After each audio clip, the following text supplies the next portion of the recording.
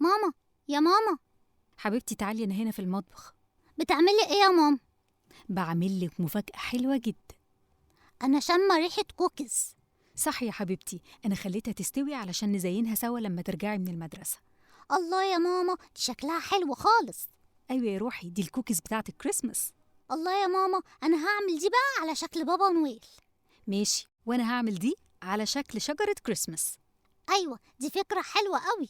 النهارده اصلا في المدرسه كانوا بيقولوا لنا ان في حفله في المدرسه عشان السنه الجديده. بجد يا فريدة؟ وهتعملوا فيها إيه؟ حاجات كتير قوي بقى، وهنجيب هدايا لاصحابنا وهنعمل حاجات جميله وهننبسط كلنا. الله، دي فكرة حلوة جدا يا فريدة. صباح الخير يا ليلى. صباح الخير يا فريدة، عاملة ايه؟ انا متحمسه قوي للحفله بتاعت النهارده.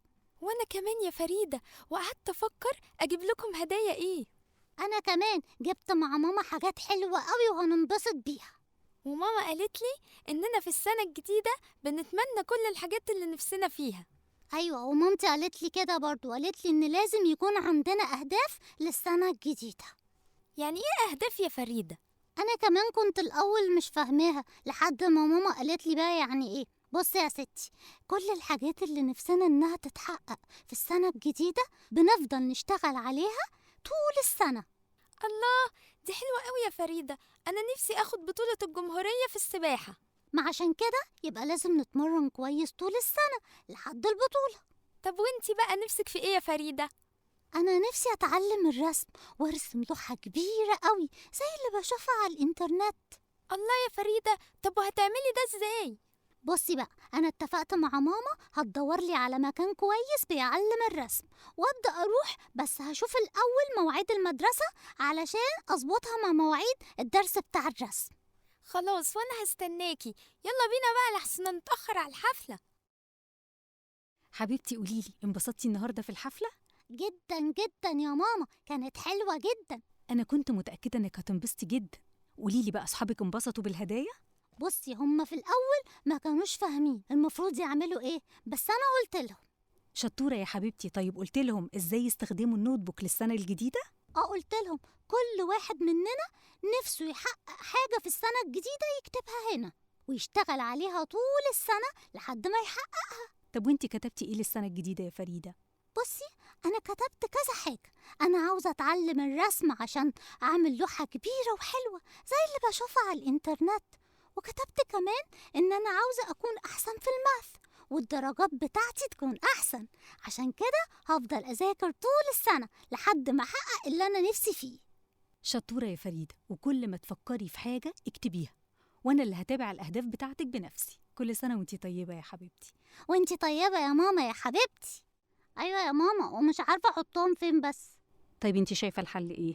مش عارفة. طيب انتي عندك فكرة؟ احنا ممكن نجمع الحاجات اللي انتي مش محتاجاها خلاص من اللعب واللبس ونوديهم لحد يستفيد بيهم. بجد يا ماما؟ بس الحاجات دي بتاعتي. أيوة يا حبيبتي، بس انتي مش هتستفيدي بيهم وهيفضلوا عندك وخلاص. بس يا ماما. قبل ما تقولي أي حاجة فكري كويس يا فريدة، لأن مش صح نخزن الحاجات عندنا وما نستفيدش بيها. بس أنا هلبس كل الحاجات دي وهلعب بكل اللعب دي. طيب بالنسبة لللبس اللي مقاساته بقت صغيرة عليكي هتعملي فيه ايه؟ في لعب كمان انت كبرتي عليها. بس يا ماما. دي أكيد نور. يلا روحي بسرعة وافتحي لها الباب، وبعدين هنبقى نكمل كلام. حاضر يا ماما. ازيك يا فريدة؟ شفتي ما تأخرتش ازاي زي ما وعدتك؟ لا، جيتي في ميعادك مظبوط. تعالي بقى يلا عشان نلعب. طب قوليلي، هنقعد في اوضتك؟ لا، بلاش اوضتي لحسن فيها حاجات كتيرة قوي عايزة تتروق. طب هنقعد فين؟ تعالي نتفرج على الفيلم في الليفينج. ماشي. ازيك يا حبيبتي، عاملة ايه؟ الحمد لله يا طنط. أنا جبتلك العصير اللي بتحبيه. شكرا يا طنط قوي. شفتي يا نور؟ في ايه يا فريدة؟ انا حاساكي مش مبسوطة. شفتي؟ ماما عاوزة تاخد لعبي ولبسي وتديه لناس تانيين. ايه ده؟ ازاي ده يا فريدة؟ فهميني، انا مش فاهمة اي حاجة. ايوه، زي ما بقولك، وانا بروق اوضتي ففي حاجات جديده جبتها وملهاش مكان، فبتقولي خلاص جمعي الحاجات القديمه عشان نديها لاطفال تانيين محتاجينها. ايوه يا فريدة، انا بعمل كده، ودي فكرة حلوة قوي. بجد يا نور؟ أيوة، انت عارفة، أنا كل ما بشتري حاجات جديدة بقعد أجمع الحاجة القديمة اللي عندي اللي ما بقتش محتاجاها خلاص أو صغرت عليا، وبنديها للجمعيات الخيرية. جمعيات خيرية؟ أيوة يا فريدة، لأنها بتوزعها على أطفال زينا بالظبط، بس هم محتاجينها. طب وانت بقى يا نور مش بتزعلي عشان الحاجات بتاعتك؟ لأ خالص، ده أنا بنبسط علشان الأطفال بيفرحوا بيها قوي وبيستفيدوا بيها، بدل ما تفضل عندي وأنا مش بعمل بيها أي حاجة خالص. ده انا كنت فاكرة ان انا بس اللي هعمل كده. صدقيني، جربي مرة وهتنبسطي قوي قوي. طيب تعالي اقولك على فكرة حلوة وتساعديني فيها. اتفقنا. يا ماما، ماما، أيوة يا فريدة. تعالي انا هنا في اوضتي. حاضر يا حبيبتي. شفتي يا طنط احنا عملنا ايه؟ برافو عليكوا، نضفتوا الأوضة. بس إيه البوكس اللي هناك ده؟ انا جمعت كل الحاجات اللي مش محتاجاها، انا ونور ساعدتني، وحطينا بوكس للعب وبوكس تاني للهدوم. بجد يا فريدة؟ ايوه يا ماما، انا فكرت في كلامك وكمان اتكلمت مع نور. ايوه يا طنط، انا بعمل كده مع ماما، وبعدها بنتصل بأي جمعية خيرية تيجي تاخدهم علشان توزعهم على الأطفال. شاطرة يا نور. وعلى فكرة يا ولاد، مش انتوا بس اللي بتعملوا كده، احنا كمان بنعمل كده في كل الحاجات بتاعتنا اللي مش محتاجينها، وبنتبرع بيها كمان لحد تاني يستفيد بيها. ايوه يا ماما، علشان لازم كلنا نساعد بعض. بالظبط، وكمان ما نفضلش ماسكين في الحاجة كده واحنا مش هنستفاد بيها علشان بس تبقى عندنا. شاطرين يا ولاد. يلا تعالوا معايا بقى علشان انا كمان اجمع الحاجات اللي مش محتاجاها. طيب قوليلي، نور بتجيب ايه معاها؟ بيكون فيها بطاطس محمرة وشيبسي وشوكولاتة كتير وبسكوت، بصراحة بيكون شكلها تحفة.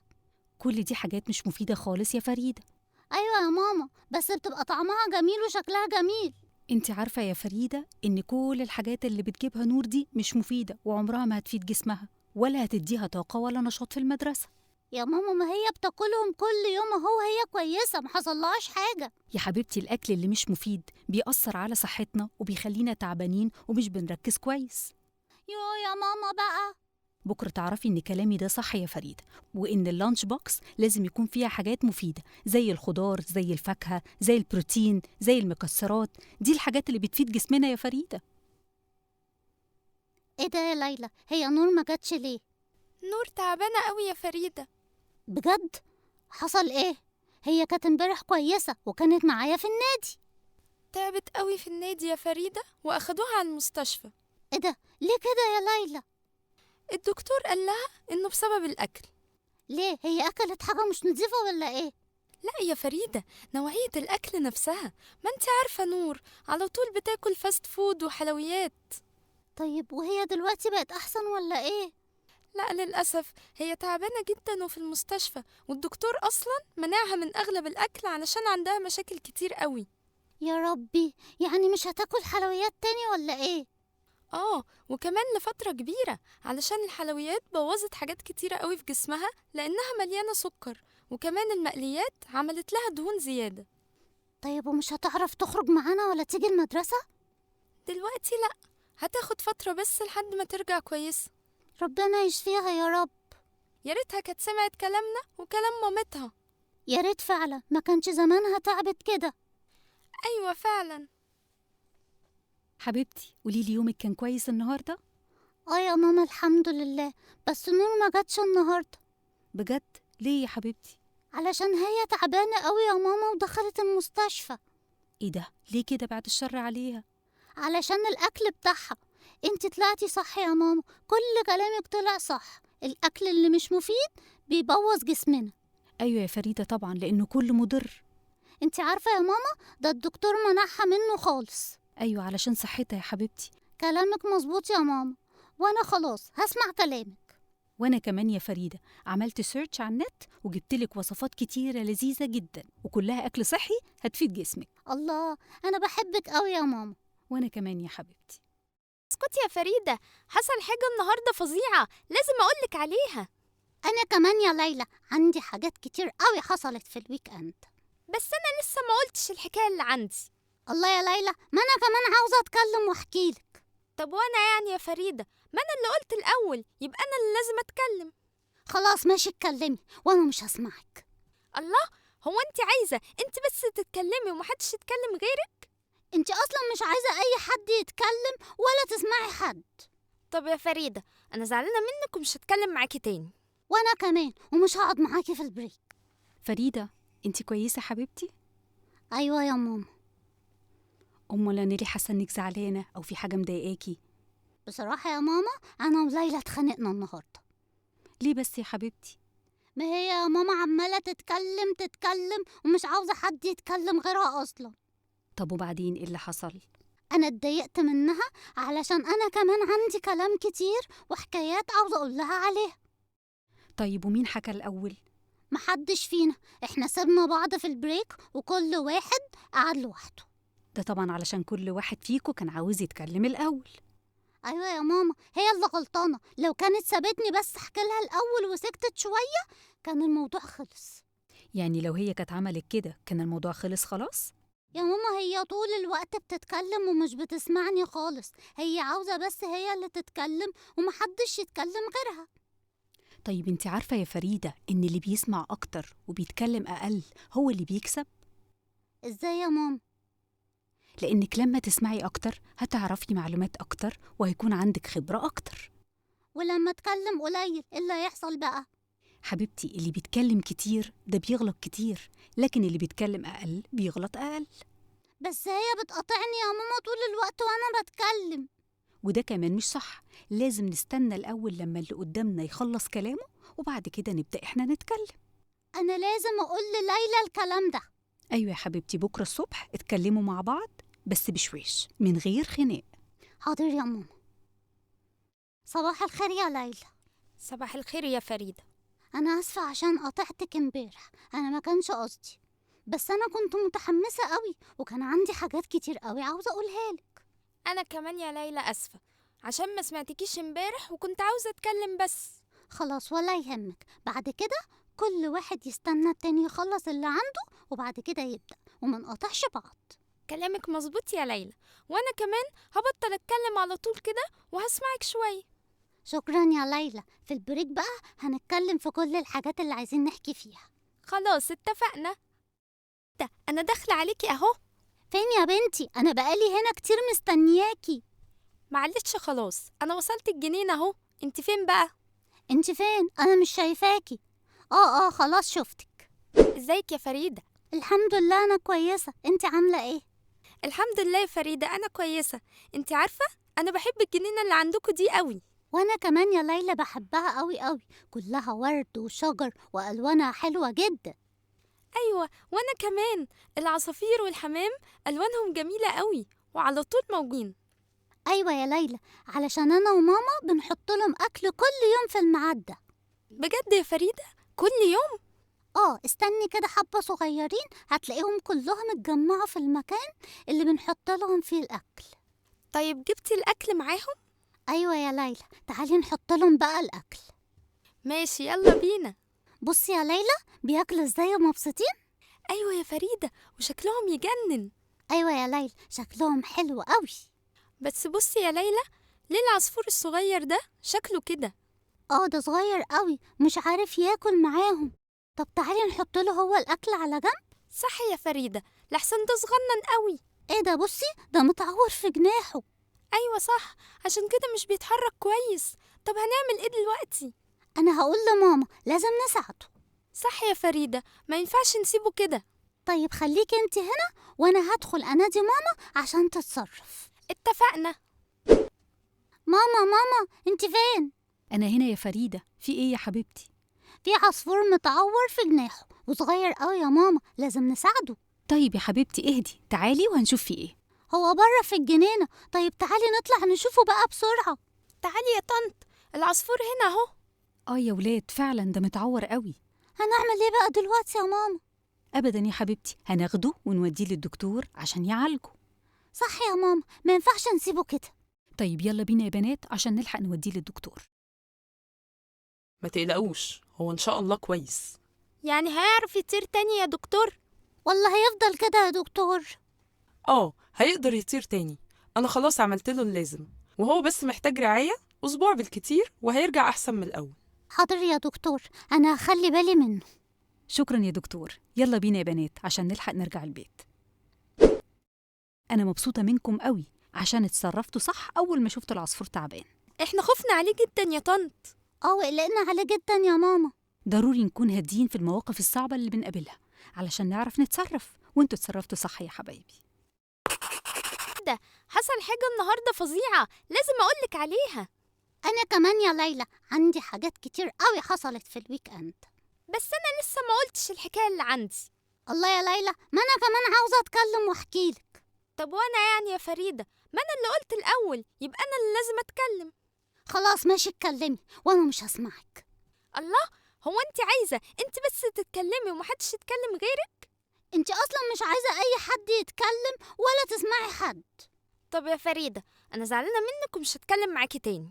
وأنا كمان، ومش هقعد معاكي في البريك. فريدة، انت كويسة حبيبتي؟ أيوة يا ماما. أمال أنا ليه حاسة إنك زعلانة أو في حاجة مضايقاكي؟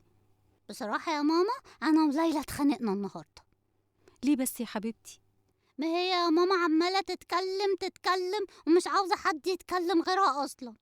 طب وبعدين إيه اللي حصل؟ أنا اتضايقت منها علشان أنا كمان عندي كلام كتير وحكايات عاوزة أقول لها عليها. طيب ومين حكى الأول؟ محدش فينا، احنا سيبنا بعض في البريك وكل واحد قعد لوحده. ده طبعا علشان كل واحد فيكو كان عاوز يتكلم الأول. أيوة يا ماما، هي اللي غلطانة. لو كانت سابتني بس أحكي لها الأول وسكتت شوية كان الموضوع خلص. يعني لو هي كانت عملت كده كان الموضوع خلص خلاص؟ يا ماما هي طول الوقت بتتكلم ومش بتسمعني خالص. هي عاوزة بس هي اللي تتكلم ومحدش يتكلم غيرها. طيب انت عارفة يا فريدة إن اللي بيسمع أكتر وبيتكلم أقل هو اللي بيكسب؟ ازاي يا ماما؟ لأنك لما تسمعي أكتر هتعرفي معلومات أكتر وهيكون عندك خبرة أكتر. ولما اتكلم قليل ايه اللي هيحصل بقى؟ حبيبتي، اللي بيتكلم كتير ده بيغلط كتير، لكن اللي بيتكلم أقل بيغلط أقل. بس هي بتقاطعني يا ماما طول الوقت وانا بتكلم. وده كمان مش صح، لازم نستنى الأول لما اللي قدامنا يخلص كلامه وبعد كده نبدأ إحنا نتكلم. انا لازم اقول لليلى الكلام ده. أيوة يا حبيبتي، بكرة الصبح اتكلموا مع بعض بس بشويش من غير خناق. حاضر يا ماما. صباح الخير يا ليلى. صباح الخير يا فريدة. انا اسفة عشان قطعتك امبارح، انا ما كانش قصدي، بس انا كنت متحمسة قوي وكان عندي حاجات كتير قوي عاوزة اقولها لك. أنا كمان يا ليلى أسفة عشان ما سمعتكيش امبارح وكنت عاوزة أتكلم بس. خلاص ولا يهمك، بعد كده كل واحد يستنى التاني يخلص اللي عنده وبعد كده يبدأ وما نقطعش بعض. كلامك مظبوط يا ليلى، وأنا كمان هبطل أتكلم على طول كده وهسمعك شوية. شكرا يا ليلى. في البريك بقى هنتكلم في كل الحاجات اللي عايزين نحكي فيها. خلاص اتفقنا. عندها سوسة؟ أيوة بالظبط كده يا فريدة. فعلا يا ماما، أنا شفت واحدة معانا في الكلاس وكانت تعبانة قوي من أسنانها وطلع عندها سوسة وراحت للدكتور. عشان كده يا حبيبتي لازم ناكل الحلويات بعقل وبحساب. فريدة قوليلي يا حبيبتي، كلمتي ليلى النهاردة؟ يا ماما كلمتها، لسه مخلصة معاها المكالمة دلوقتي. طيب هي ما جاتش ليه؟ علشان هي تعبانة قوي وراحت للدكتور. ليه بس يا حبيبتي، ايه اللي حصل؟ سنانها كلها بقت فيها سوس ووجعها جدا ومش عارفة تاكل خالص. هي أكيد كانت بتاكل حلويات كتير. أيوة فعلا يا ماما، كانت بتحب الحلويات قوي وكمان ما كانتش بتهتم إنها تغسل أسنانها خالص. معقولة يا فريدة؟ ده غلط جدا، لأن السكر بيفضل جوه أسناننا ويفضل ياكل فيها لحد ما بيبوظها. أيوة فعلا يا ماما، ومامتها قالت لها كتير إنها تبطل تاكل حلويات، وهي برضو كانت ما بتهتمش بكلام مامتها. ليلى غلطت عشان ما كانتش بتسمع كلام مامتها وهي أسنانها دلوقتي باظت. هي عرفت غلطتها يا ماما، انت عارفة هي مش عارفة أصلا تتكلم من كتر ما أسنانها وجعاها. معلش يا حبيبتي، هي أكيد اتعلمت الدرس كويس ومش هتعمل كده تاني. صح يا ماما. ماما ينفع أكل شوكولاتة؟ بس انتي أكلتي النهاردة الشوكليت كيك بتاعتك وكانت كبيرة قوي يا فريدة. طب يا ماما ما هي طعمها جميل والسكر طعمه جميل قوي. طب ايه رأيك نجيب حاجة تانية وتكون طعمها حلو وبرضه فيها سكر وما تضرناش؟ أنا موافقة. شوفي الطبق ده يا فريدة، موز وتفاح وجوافة، كلها حاجات طعمها جميل قوي ومسكرة وتدينا كمان طاقة كبيرة. الله يا ماما، دي طعمها حلو قوي وفعلا مسكرة. شفتي بقى؟ لازم يا فريدة ناكل كل حاجة بس باعتدال، وما نزودش في أي حاجة. وكمان الفاكهة أهم بكتير من الحلويات، وبتدينا طاقة وبتدينا سكر، بس سكر مفيد مش ضار زي الحلويات. صح يا ماما. طب ممكن مرة حاجة حلوة ومرة فاكهة؟ برافو عليكي، هو ده بالظبط، إننا نعمل توازن عشان ننبسط بكل حاجة من غير ما تضرنا. ماما معاكي حق، متحمسة قوي يا نور لليوم الرياضي ده. وانا كمان يا فريدة قوي قوي. مين عارف يا ولاد احنا ليه كل سنة بنعمل يوم رياضي في المدرسة؟ علشان ننبسط، لاننا بنحب اللعب والتنطيط قوي يا مس. ماشي يا نور، بس اكيد مش ده السبب الوحيد. السبب الاساسي يا ولاد ان الرياضة مفيدة جدا لينا ولصحتنا، وهي اللي بتخلينا عندنا نشاط. وكمان بتخلينا أقوياء يا مس. صح يا فريدة، ومش بس كده، دي بتخلينا كمان مبسوطين، لأننا لما بنلعب رياضة جسمنا بيفرز هرمون السعادة، ووقتها بنحس بالراحة والبهجة. طيب مين مستعد بقى للتحديات والألعاب اللي عندنا النهاردة؟ أنا! يلا كله يجي يقف عند الخط ده صف واحد علشان نبدأ أول لعبة، وهي سباق الجري. أنا اللي هكسب يا نور. لا أنا اللي هسبقك أكيد يا فريدة. مش مهم يا ولاد مين يكسب أو مين يسبق، الأهم إن كلنا ننبسط. يلا جاهزين؟ 1 2 3. يا ميس أنا جريت بسرعة قوي وما وصلتش برضو. أهم حاجة إنك بذلتي مجهود وعملتي أقصى حاجة عندك. المرة الجاية هتسبقي. كلامك مظبوط يا ميس. برافو يا ولاد، كلكم أبطال، مش مهم مين سبق أو مين ما سبقش. يلا بسرعة بقى علشان تستعدوا للتحدي اللي جاي. لسه عندنا حاجات كتير قوي. اتفقنا. شكلك مبسوطة قوي النهاردة يا فريدة. قوي قوي يا ماما، كان يوم رياضي جميل جدا. الرياضة مهمة قوي يا فريدة علشان صحتنا. والميس كمان قالت لنا إن الرياضة دي بتخلينا مبسوطين. علشان كده أنا على طول بكون حريصة إننا نروح التمرين حتى في وقت الدراسة. بس يا ماما أنا ساعات بزهق وبكون مش عاوزة أروح. يا حبيبتي ده علشان صحتك وعلشان عضلاتك تقوى ويبقى عندك لياقة بدنية. كلامك مظبوط يا ماما. وما ينفعش طول الوقت نفضل قاعدين على الآيباد بس، ضروري نلعب رياضة.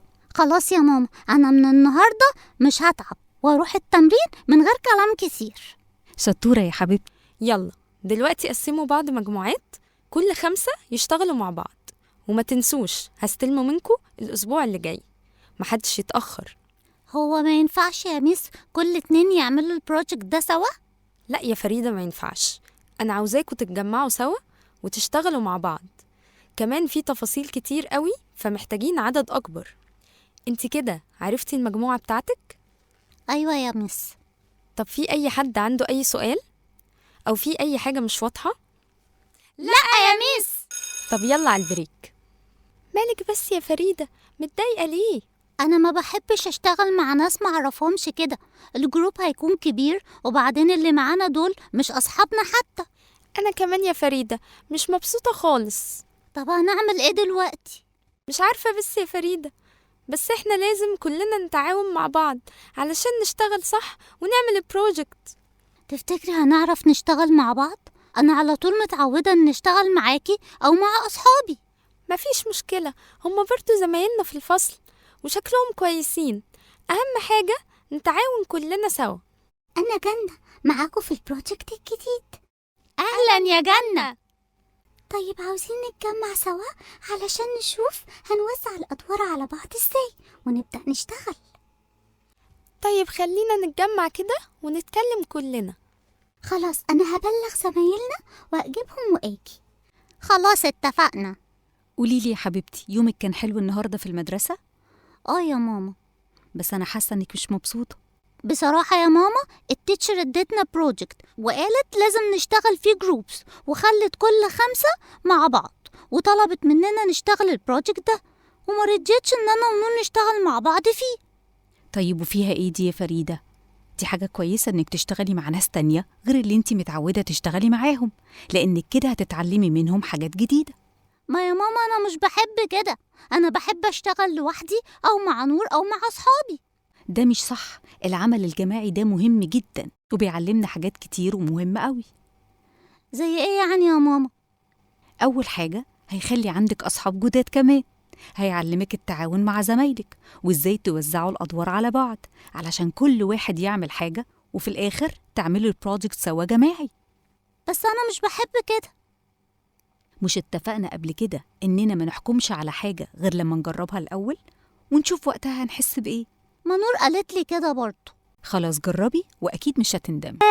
كل ما أعملها مش عاوزة تتعمل. يوه أنا زهقت بقى. أنا عاوزة أعمل أطول برج بسرعة بسرعة. يا ربي كل ما أعملها تقع.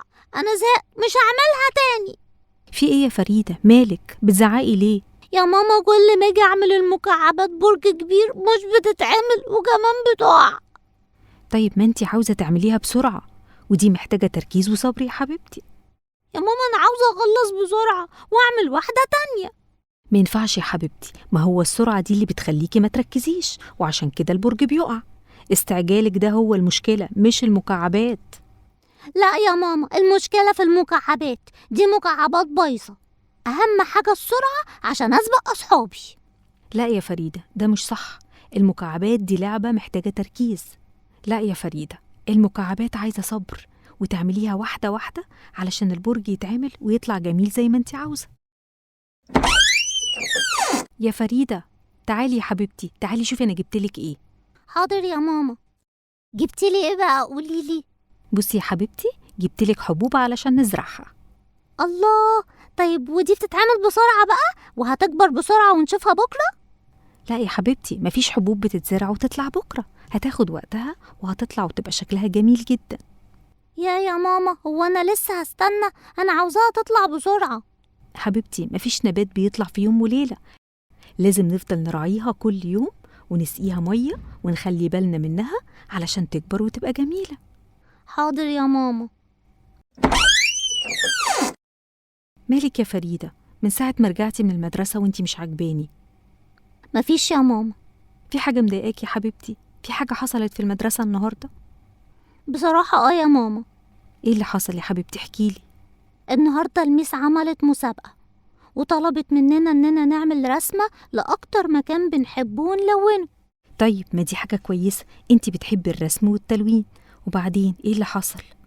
أنا كنت عاوزة أخلص أول واحدة في أصحابي فرسمت بسرعة جدا ولونت بسرعة جدا ورحت للميس واديتها لها. طيب قوليلي والنتيجة كانت ايه؟ أنا ما كسبتش في المسابقة والرسمة طلعت وحشة جدا، كلها شخابيط والألوان كلها داخلة في بعضها. شفتي بقى يا فريدة، دي نتيجة التسرع وإنك مش بتركزي ولا بتصبري. أنا قلتلك قبل كده مش مهم مين يخلص الأول، أهم حاجة إن الحاجة تطلع حلوة. كلامك صح يا ماما، أنا مش هعمل كده تاني. خلاص يا حبيبتي حصل خير، وأنا واثقة إنك أكيد اتعلمتي. أنا بحبك أوي يا ماما. وأنا كمان يا حبيبتي بحبك أوي أوي أوي. أنا متحمسة أوي يا نور لليوم الرياضي ده. وأنا كمان يا فريدة أوي أوي. مين عارف يا ولاد إحنا ليه كل سنة بنعمل يوم رياضي في المدرسة؟ علشان ننبسط، لأننا بنحب اللعب والتنطيط أوي يا مس. ماشي يا نور، بس أكيد مش ده السبب الوحيد. السبب الأساسي يا ولاد إن الرياضة مفيدة جدا لينا ولصحتنا، وهي اللي بتخلينا عندنا نشاط وكمان بتخلينا أقوياء يا مس. صح يا فريدة، ومش بس كده، دي بتخلينا كمان مبسوطين، لأننا لما بنلعب رياضة جسمنا بيفرز هرمون السعادة ووقتها بنحس بالراحة والبهجة. طيب مين مستعد بقى للتحديات والألعاب اللي عندنا النهاردة؟ أنا. يلا كله يجي يقف عند الخط ده صف واحد علشان نبدأ أول لعبة، وهي سباق الجري. أنا اللي هكسب يا نور. لا أنا اللي هسبقك أكيد يا فريدة. مش مهم يا ولاد مين يكسب أو مين يسبق، الأهم إن كلنا ننبسط. يلا جاهزين؟ 1 2 3. يا ميس أنا جريت بسرعة قوي وما وصلتش برضو. أهم حاجة إنك بذلتي مجهود وعملتي أقصى حاجة عندك، المرة الجاية هتسبقي. كلامك مظبوط يا ميس. برافو يا ولاد، كلكم أبطال، مش مهم مين سبق أو مين ما سبقش. يلا بسرعة بقى علشان تستعدوا للتحدي اللي جاي، لسه عندنا حاجات كتير قوي. اتفقنا. شكلك مبسوطة قوي النهاردة يا فريدة. أوي أوي يا ماما، كان يوم رياضي جميل جدا. الرياضة مهمة قوي يا فريدة علشان صحتنا. والميس كمان قالت لنا إن الرياضة دي بتخلينا مبسوطين. علشان كده أنا على طول بكون حريصة إننا نروح التمرين حتى في وقت الدراسة. بس يا ماما أنا ساعات بزهق وبكون مش عاوزة أروح. يا حبيبتي ده علشان صحتك وعلشان عضلاتك تقوى ويبقى عندك لياقة بدنية. كلامك مظبوط يا ماما. وما ينفعش طول الوقت نفضل قاعدين على الآيباد بس، ضروري نلعب رياضة. خلاص يا ماما، أنا من النهاردة مش هتعب وأروح التمرين من غير كلام كتير. شطورة يا حبيبتي. مبسوطة قوي يا نور عشان البريك قرب خلاص. بجد يا فريدة؟ خلاص شوية وهيجي، أول ما الجرس يضرب أنا عاوزة ألعب بقى. وأنا كمان يا فريدة، وكمان جعانة قوي وعاوزة آكل. يا نور، أنا ماما النهاردة عاملة لي لانش بوكس خطير فيه كل الأكل اللي بحبه. ياه الحمد لله البريك جه. يلا ناخد اللانش بوكس وننزل. طيب أنا هسبقك بقى يا نور، هاتي اللانش بوكس بسرعة وتعالي قبل ما البريك يخلص. خلاص اتفقنا. إيه يا نور كل التأخير ده؟ معلش يا فريدة. وبعدين كل التأخير ده وما جبتيش برضو اللانش بوكس؟ ما هو أنا فضلت أدور عليه وما لقيتهوش، تقريبا كده نسيته قبل ما انزل. مش معقول، ازاي يا نور بس؟ طب هتاكلي ايه انتي دلوقتي؟ مش عارفة يا فريدة، أنا جعانة قوي. طب أنا دلوقتي بقى هعمل ايه؟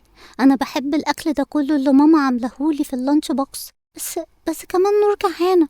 لا أنا مش هقدر أسيبها كده جعانة. طب خلاص يا نور، يلا أنا وانتي ناكل سوا من اللانش بوكس. بجد يا فريدة؟ أيوة الأكل هيكفينا احنا الاتنين. شكرا قوي يا فريدة. أنا جيت يا ماما. الله على الروايح الحلوة. تعالي يا حبيبتي أنا في المطبخ. قوليلي الأول ايه الريحة الحلوة دي بقى؟ انتي عاملة لنا ايه؟ عاملالك شوكليت كيك اللي بتحبيها. الله الله يا مامي، وطبعا مش محتاجة أقولك تحطيلي منها في اللانش بوكس. بس كده من عينيا يا حبيبتي. وعاوزة أطلب منك كمان تزوديلي اللانش بوكس حبة. ليه يا حبيبتي انتي كنتي جعانة النهاردة؟ لا يا ماما، علشان نور نسيت اللانش بوكس بتاعتها وأنا خليتها تاكل معايا. برافو عليكي يا فريدة، ما خفتيش إنها تخلص الأكل وانتي ما تشبعيش؟ بصراحة يا ماما أنا فضلت أفكر شوية، بس في الآخر قلت أكيد مش هكون مبسوطة لو صاحبتي جعانة حتى لو أنا ما كنتش شبعت، وإني لازم أشارك الأكل معاها عشان هي كمان تكون مبسوطة. شطورة يا فريدة، انتي اتصرفتي صح. لما بنشارك الحاجة اللي بنحبها مع أصحابنا ده بيحسسنا بالسعادة. وبكرة هحطلك كاب كيك زيادة عشان لو حد من أصحابك حب يدوقها. ربنا يخليكي ليا يا أحلى ماما. إيه يا ماما الورق ده كله؟ أنتي بتعملي إيه؟ حبيبتي بكتب الحاجات اللي محتاجاها علشانك في المدرسة، بنتي كبرت سنة. طيب وليه بتكتبي يا ماما؟ إحنا مش كده هنروح المحل ونشوف الحاجات ونشتريها على طول؟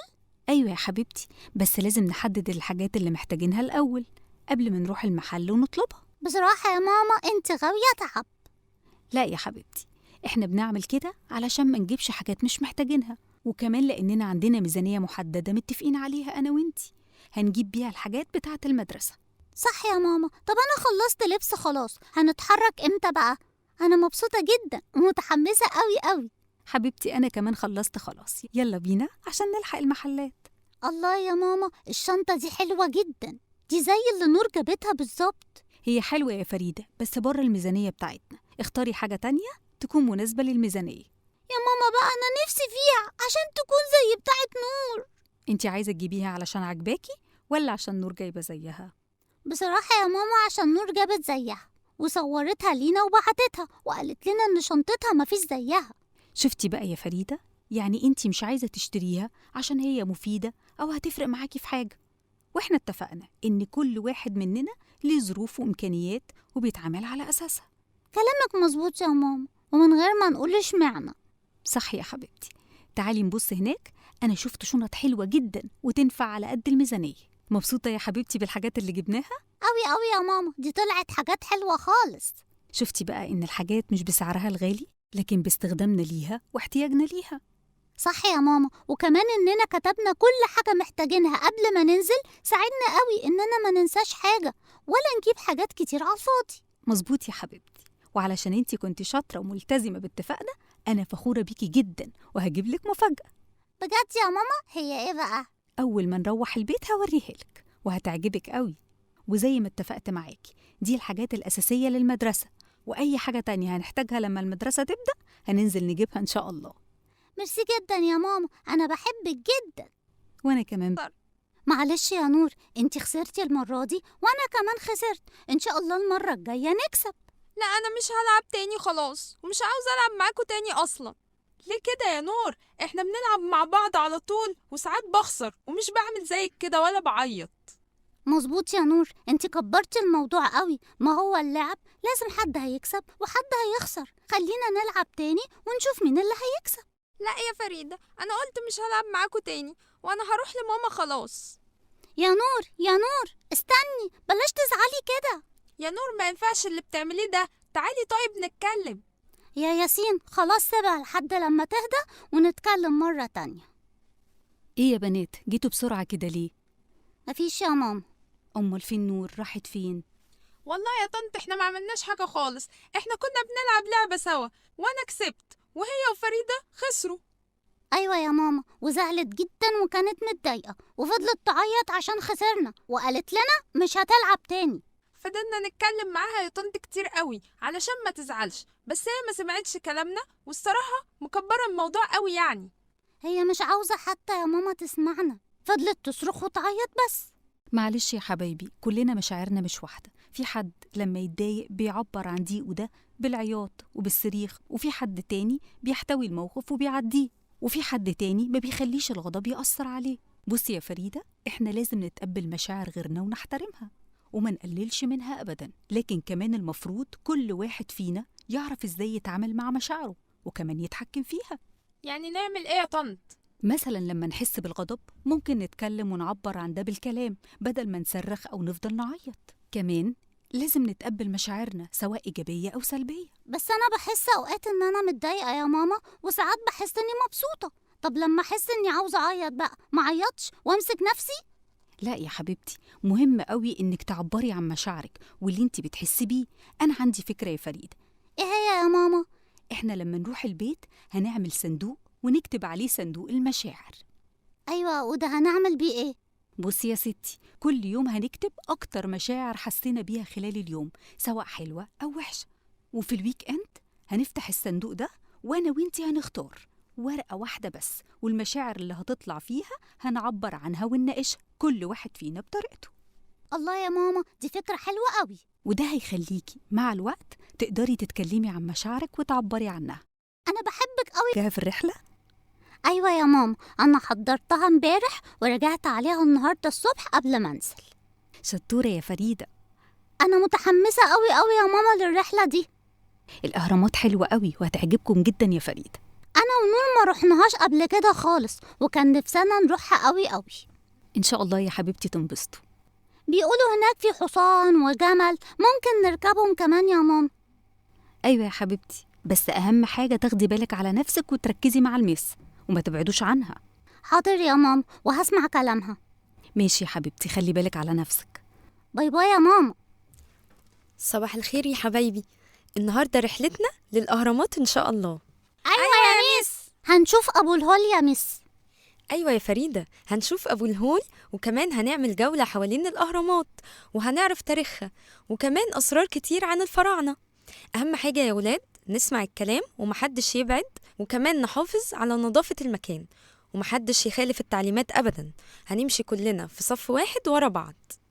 حاضر يا ميس. ازيكم يا ولاد؟ عاملين ايه؟ الحمد لله. احنا النهارده في منطقة الجيزة، ودي الأهرامات، وزي ما انتوا شايفين كده هي ضخمة جدا، بنوها الفراعنة زمان، وطبعا ناس كتير شاركت في بنائها علشان يقدروا يخلصوها.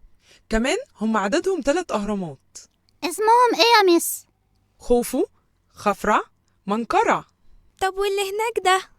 اسمه أبو الهول، ده تمثال جسمه جسم حيوان ووشه وش بني آدم، بيمثل القوة والحكمة مع بعض. طب وايه أكبر هرم فيهم؟ هرم خوفو طبعا هو أكبر هرم في مصر، وبيعتبر من عجائب الدنيا ال7، وفضلوا يبنوا فيه 20 سنة تقريبا. والتاني في الحجم هو هرم خفرع، وآخر واحد يعتبر الهرم الصغير خالص وهو هرم منقرع. طب ويا ترى جوه الأهرامات دي في إيه؟ في أوض كتير قوي قوي وممرات، وكان الفراعنة بيحطوا فيها كنوز وكمان أكل وكل حاجة ممكن يحتاجوها. بس الكلام ده كان للملوك مش لكل الناس، والناس بتيجي من كل مكان في العالم علشان تشوف الأهرامات، علشان كده لازم نحافظ عليها. بس هما ازاي قدروا يبنوا كل الأهرامات الكبيرة دي والضخمة دي؟ طبعا اشتغل فيها عمال كتير جدا وتعاونوا مع بعض علشان يقدروا يبنوها، ونجحوا ان هم ينفذوا الشكل اللي انتوا شايفينه ده. طب وإزاي جابوا الحجارة دي؟ دي حجارة كبيرة قوي. كانوا بينقلوها بعربيات بدائية جدا، واستخدموا كمان أدوات بسيطة بتساعدهم على ان هم ينقلوها. طب احنا ممكن نركب الحصان والجمل اللي موجودين هناك دول؟ ايوه طبعا ممكن، بس اهم حاجة نحافظ على نظافة المكان. حاضر. أنا مبسوط وبعيد خالص عن الدراسة. بجد يا مس ياسمين. هنتكلم عن ايه طيب؟ هحكي لكم قصة أرنوب. كان في أرنوب جميل وبيحب يروح المدرسة جدا، وكان بيكون متحمس قوي ومبسوط. بس جه يوم عرفت إن في حد لمسه بطريقة ضايقته، لكن مامة أرنوب قعدت معاه وهدته وفهمته على كل حاجة. القصة حلوة قوي يا ميس، بس أنا عندي سؤال. اتفضلي يا ليلى. يعني إيه لمسه بطريقة ضايقته يا ميس؟ خليني أوضح لكم أكتر. كلنا في مناطق في جسمنا ما ينفعش أي حد يلمسها، حتى لو كان من قرايبنا أو حتى لو كان ناس نعرفها.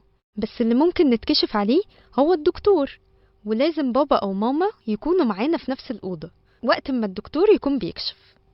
طيب ولو حصل وحد لمسنا يا مس؟ ضروري إننا نصرخ بصوت عالي ونقول لماما أو بابا أو المدرسة اللي في الفصل. أهم حاجة نبلغ، لأن جسمنا ده أمانة ومش أي حد ينفع يلمسه أبدا. خلاص يا مس ياسمين، أنا مش هسلم على حد خالص، ولا على أصحابي ولا على نانا، ولا أروح حتى في حضن جده. لا يا فريدة، مش ده طبعا اللي أنا أقصده. احنا صح إننا نسلم على أصحابنا وتيتا وجدو مادام ده ملوش علاقة بالأماكن اللي اتكلمنا عليها، ولا بيضايقنا ولا بيخلينا نحس بوجع. كمان ضروري ما نقلعش هدومنا قدام حد خالص غير بابا وماما، ولو حد طلب مننا ده نرفض ونبلغ بابا وماما على طول. بس يا ميس، ماما وبابا ممكن يزعقوا كده؟ لا، عمر ما ماما او بابا هيزعقوا، بالعكس دول هيفرحوا بيك لانك قلت لهم، وهم هيتصرفوا على طول حتى لو الشخص ده من عيلتنا او صحابنا. عشان كده ما ينفعش نتكلم مع اي حد غريب يا ميس، صح؟ صح يا ياسين، كل واحد مننا عنده حدود لجسمه، ومش من حق اي شخص انه يتعدى الحدود دي. يلا يا ولاد، ده وقت البريك. يا ماما أنا جيت. تعالي يا حبيبتي، عملتي ايه النهارده؟ اليوم كان حلو قوي يا ماما، وميس ياسمين كمان كلمتنا عن حاجات حلوة خالص وحكت لنا قصة جميلة. بجد؟ يا ترى القصة عن ايه يا فريدة؟ عن جسمنا، وإن ما ينفعش حد يلمس جسمنا أو يشوفه غير في حالات معينة. برافو يا فريدة، لأن جسمنا ده أمانة يا حبيبتي وملكك انتي وبس. عشان كده دايما بسألك قبل ما نروح في أي مكان، لو مش عايزة تسلمي على حد أو تبوسيه أو تحضنيه مفيش مشكلة خالص. صح يا أحلى ماما في الدنيا. واحنا متفقين لو أي حد لمسك بطريقة ضايقتك، الأول هتصرخي جامد وتبعدي ايديه، وبعدين هتيجي وتقوليلي على طول وانا هتصرف. أيوة يا ماما، عشان كده أنا عمري ما بخاف طول ما انتي موجودة. حبيبتي ربنا يخليكي ليا يا رب. ويخليكي ليا يا حبايبي يا أصحابي. عاملين ايه النهاردة؟ الحمد لله، أخيرا الجو بقى جميل وعرفنا نخرج. الحمد لله إن العاصفة خلصت امبارح، محدش فينا عرف يخرج من البيت خالص. أنا كنت بتفرج على الشجر وهو بيتحرك جامد قوي، والهوا كان شديد. بس الحمد لله إنها خلصت خلاص. شفتوا حتى ورق الشجر في الأرض إزاي، وكل حاجة مش في مكانها خالص. ايه ده؟ حد سمع اللي أنا سامعه؟ أنا سامع صوت جاي من هناك تقريبا.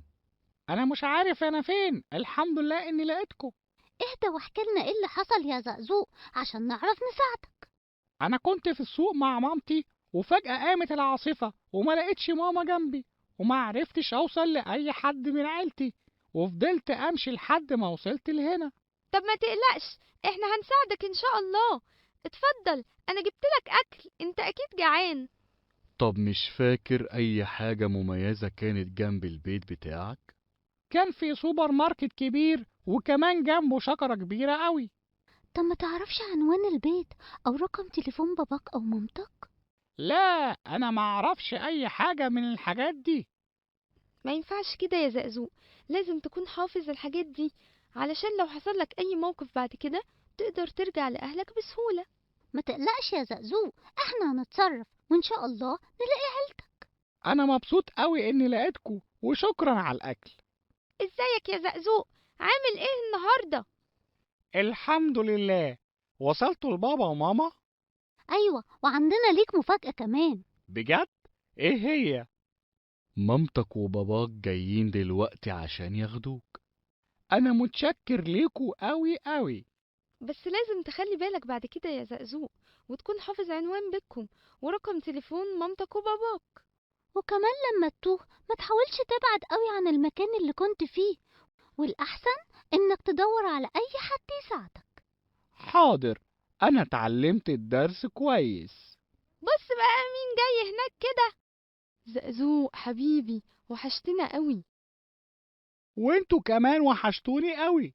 انت عارف يا أرنوب إن المشي ده كويس جدا عشان صحتنا؟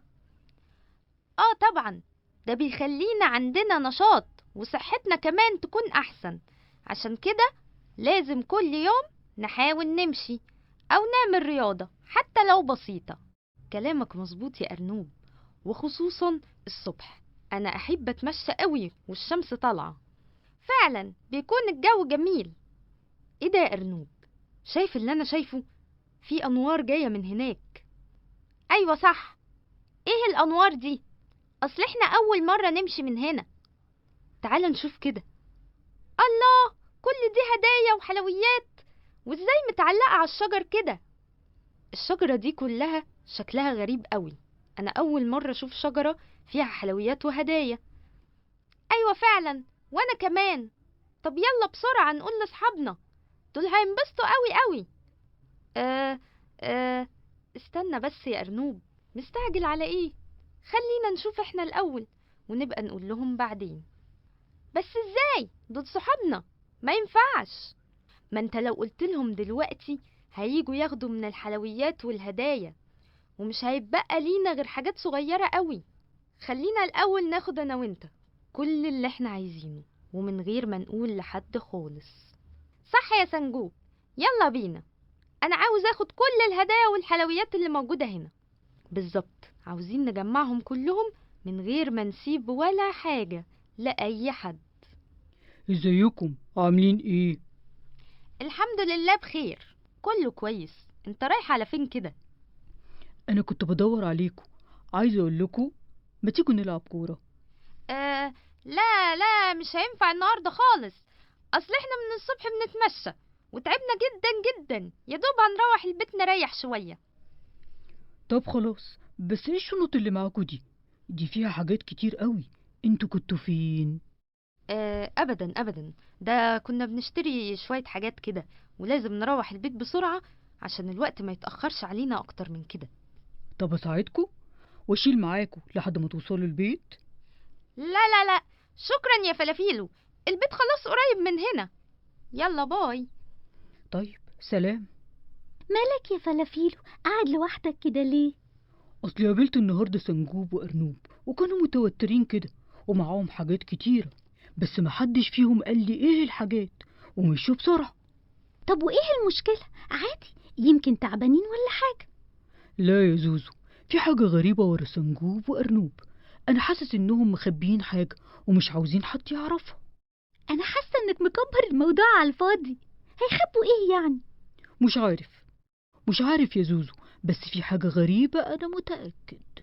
ما تخليش الفضول يأثر عليك يا فلافيلو، مش كل حاجة لازم نعرفها. سيب كل واحد في حاله. مش فضول يا زوزو، انا بس خايف عليهم لحسن يوقعوا نفسهم في مشكله هم مش قدها.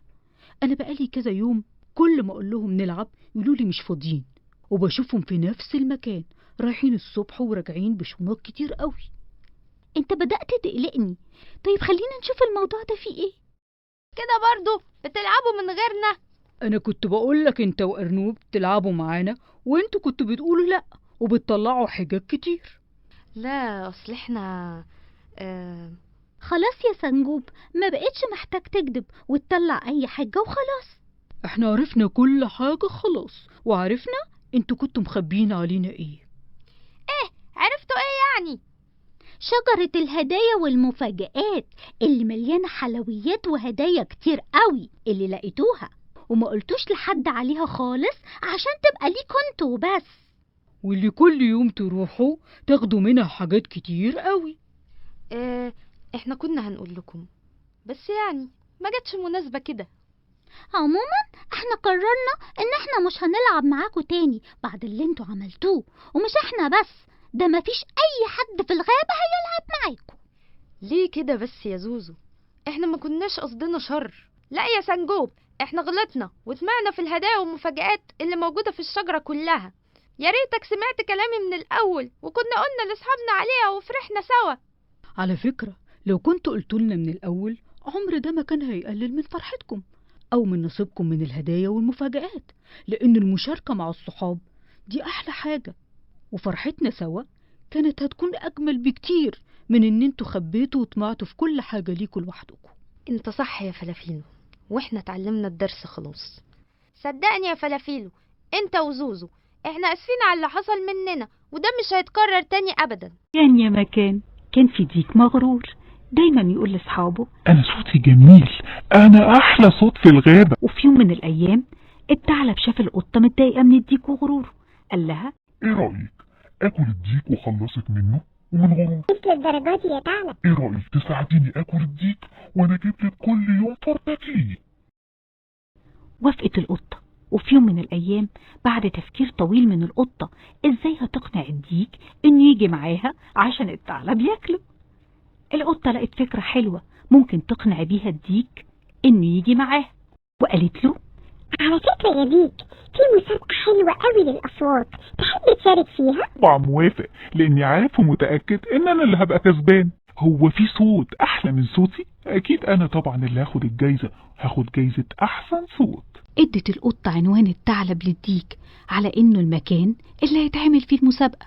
الديك في طريقه افتكر انه ما اخدش اصحابه الحيوانات معاه، فعدى عليهم واخدهم وعزمهم على المسابقة. اول ما دخلوا مكان المسابقة ما لقوش حد غير الثعلب والقطة. ايه ده يا قطة؟ ايه كل الحيوانات دي؟ مش اتفقت معاكي تجيبي الديك لوحده عشان اكله؟ الحيوانات كلها والديك اتصدموا من القطة كانت عايزة تعمله في الديك، وزعلوا منها كلهم وخصموها. سيبولي أنا الثعلب، أنا أعرفه شغله. وادى الثعلب علقة موت. جري الثعلب بعد ما أخد جزاؤه، ومن ساعتها بطل الديك غرور على أصحابه وقال لهم لولاكوا كان زماني متاكل من الثعلب المكار. وتوتة توتة فرغت الحدوتة. يلا شوت الكرة بسرعة هنا. يلا يا أرنوب. رجلي وجعاني قوي، مش قادر أحركها. طب خليك ما تتحركش كتير يا فلافيلو، واستنى لحد ما نشوف دكتور. أنا أعرف دكتور قريب هنا، خليني أروح بسرعة أجيبه وأجيلكوا. بسرعة يلا يا بلبل، لحسن أنا مش قادر من كتر التعب. ما تقلقش يا فلافيل، كلنا جنبك وهنساعدك، وانا معايا تلج هجيبه عشان نستخدمه يخفف الألم عليك شوية. بس ازاي هقدر أشارك في الماتش النهائي ده؟ خلاص مش فاضل غير وقت قليل قوي. ما تفكرش في أي حاجة دلوقتي يا فلافيلو، المهم إننا نطمن عليك. وأنا دقايق وهكون عندك يا صاحبي ومعايا الدكتور. ألف سلامة عليك يا فلافيلو. الله يسلمك يا أرنوب، أنا زعلان قوي إني تعبت في الوقت ده ومش هلحق نهائي البطولة. ما تقلقش يا فلافيلو، إن شاء الله تخف وتلحقها. المهم طمني، لسه رجلك بتوجعك ولا اتحسنت شوية؟ والله لسه الوجع موجود، بس لما باخد الدواء بتحسن شوية الحمد لله. سلامتك يا فلافيلو، كلنا هنساعدك علشان تخف وترجع لنا بسرعة. أنا اتفقت مع أصحابنا إن كل يوم حد مننا هيجي ويجيب لك الأكل اللي بتحبه لغاية لما تخف وترجع لنا أحسن من الأول. شكرا قوي، بس ده تعب عليكم. ازاي يا فلافيلو؟ احنا صحاب وقسمنا على بعضنا الأدوار. أيوة، واتفقت أنا وأرنوب إننا هنيجي كل يوم علشان ننظف البيت ونشوف لو محتاج أي حاجة علشان نشتريها. وأنا كمان يا فلافيلو عشان أتابع معاك أخدت كل الأدوية وكل الحاجات الناقصة. أنا بجد متشكر ليكوا كلكم، ومش عارف من غيركم كنت عملت إيه. ما تقولش كده يا فلافيلو، احنا صحاب. مبروك علينا الكاس يا أصحابي. أنا مبسوط قوي إن إحنا قدرنا ناخد البطولة. وانا كمان مبسوطة قوي علشان فلافيلو معانا. أنا من غير مساعدتكم ليا ما كنتش هقدر أكون معاكم في النهائي. ما تقولش كده يا فلافيلو، احنا كان لازم نعمل كده لاننا اصحابك. إحنا لازم كلنا نحتفل بالفوز وبالبطولة وكمان برجوع فلافيلو لينا أحسن من الأول. مظبوط. خلاص كده يا جماعة، في حد تاني ناقص؟ لا يا سنجوب، أعتقد إحنا خلاص كده متجمعين وكله جه في الميعاد مظبوط. أنا متحمس أوي للرحلة النهاردة ومستني أشوف حاجات جديدة. وأنا كمان يا فلافيلو، أنا بحضر حاجات الرحلة من امبارح وكل نشاط وحيوية. طب يلا بينا بقى، مستنيين ايه؟ يلا نبدأ نتحرك علشان اليوم ما يضيعش علينا. كلامك مظبوط يا بلبل، أدينا نتحرك أهو، وأنا هكون أول واحد عارف الطريق. ياه، شايفين الجو حلو ازاي؟ والأشجار كمان كلها جميلة جدا يا سنجوب. أهم حاجة كل واحد معاه الشنطة بتاعته وكل الحاجات اللي اتفقنا عليها. يا زوزو، أنا حضرت كل حاجة اتفقنا عليها في الشنطة. وزي ما اتفقنا كل واحد مننا هيكون له دور معين. زوزو هتكون مسؤولة عن متابعة الطريق معايا. فلافيلو هيتأكد أول ما نوصل إن كل أدوات التخييم معانا وهنساعده في إننا نعمل الخيم معاه. وسنجوب هيكون مسؤول عن تحضير الأكل. وبلبل هتكون مهمته يراقب الطير من فوق ويبلغنا لو في أي حاجة صعبة هتقابلنا في الطريق عشان نقدر نستعد ونعمل حسابنا. ما تقلقش يا أرنوب، كلنا عارفين وحافظين دورنا كويس زي ما اتفقنا. شكلنا كده بدأنا المشاكل من بدري قوي يا أرنوب. في نهر كبير قوي، لازم نفكر ازاي هنعديه. النهر ده كبير جدا، هنعديه ازاي دلوقتي؟ أنا رأيي إننا نرجع وخلاص. لا يا فلافيلو، ما ينفعش نستسلم بسرعة كده. خلينا نهدى ونفكر ازاي ممكن نحل المشكلة دي. كلامك مظبوط يا أرنوب. أنا عندي فكرة، شايفين هناك جذوع الأشجار دي؟ خلينا نشيلها ونحطها هنا عشان تبقى زي الجسر كده، ووقتها هنقدر نعدي عليها بكل سهولة وأمان. فكرة ممتازة يا سنجوب، برافو عليك. طول ما احنا بنفكر سوا وبنتعاون هنقدر نحل أي مشكلة. يلا بينا عشان ما نضيعش الوقت. يا جماعة، انتوا متأكدين ان احنا ماشيين صح؟ أنا حاسس إننا بنلف ونرجع لنفس المكان تاني كل شوية، كأننا في متاهة. أنا كمان حاسس إن في حاجة غلط. المفروض نكون وصلنا أو قربنا للمكان اللي هنعمل فيه الخيم. فعلا يا جماعة، في حاجة مش مظبوطة. خلينا نقف هنا وأرنوب يشوف الخريطة تاني وبلبل يشوف الطريق من فوق كده. ايه الأخبار؟ وصلتوا لحاجة؟ يا جماعة، أيوة فعلا احنا في طريق زي المتاهة، بس ما تقلقوش، أنا شفت المكان من فوق وقدرت أعرف ممكن نخرج منه ازاي. طب الحمد لله، أنا كنت حاسس إن في حاجة غلط. خلاص يا بلبل، خليك انت شايف الطريق وانا هتابع معاك على الخريطة لحد ما نخرج من المكان ده. خلاص يا جماعة، مش فاضل كتير. ياه، أخيرا وصلنا لمكان التخييم. أيوة، هو ده المكان. ايه رأيكم فيه؟ جميل قوي قوي وكله أشجار وورد. أنا انبسطت قوي في الطريق وتعلمت كمان إن أي مشكلة بيكون ليها حل، بس لازم نتعاون مع بعض. فعلا يا زوزو، وكمان نهدى وما نتوترش ولا نخاف علشان نعرف نفكر صح ونوصل للحل. أنا كمان مش هنسى اللي اتعلمته النهاردة أبدا. يلا بقى يا فلافيلو، انت وسنجوب مهمتكم بدأت، واحنا كمان هنساعدكم في عمل الأكل والخيم. ما تقلقش يا أرنوب، كل الأدوات جاهزة، ناقص بس نبدأ. أيوة يا أرنوب، وحاجات الأكل كمان جاهزة، فاضل لها حاجات بسيطة جدا.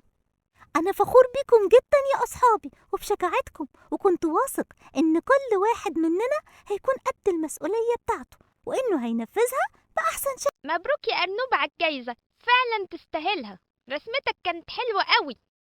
شكرا يا سنجوب، أنا فعلا بقالي أكتر من أسبوعين شغال عليها، بس لولا تشجيعكم ما كنتش هعرف أعمل أي حاجة.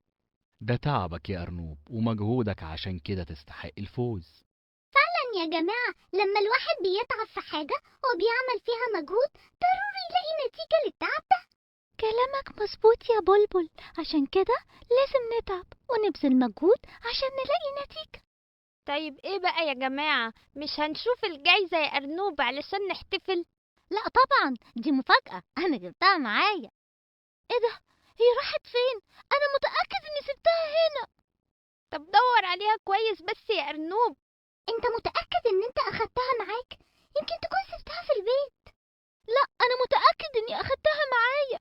طب يا جماعة خلينا نقسم نفسنا وندور عليها. هي شكلها عامل ازاي يا أرنوب؟ هي على شكل بيضة مصنوعة من الذهب. طيب كده الموضوع بقى أسهل بكتير عشان شكلها هيكون مميز. يلا بينا نتفرق وكل واحد مننا يدور في مكان. يا ترى بس هتكون راحت فين؟ أنا بقالي كتير بدور ومش لاقي أي حاجة. يمكن أرنوب نسيها في البيت؟ أنا تعبت ومش قادر. طب خليني أقعد أريح شوية تحت الشجرة اللي هناك دي. إيه ده؟ في حاجة بتلمع هناك. يا ترى إيه دي؟ أهي البيضة الذهبية بتاعت أرنوب.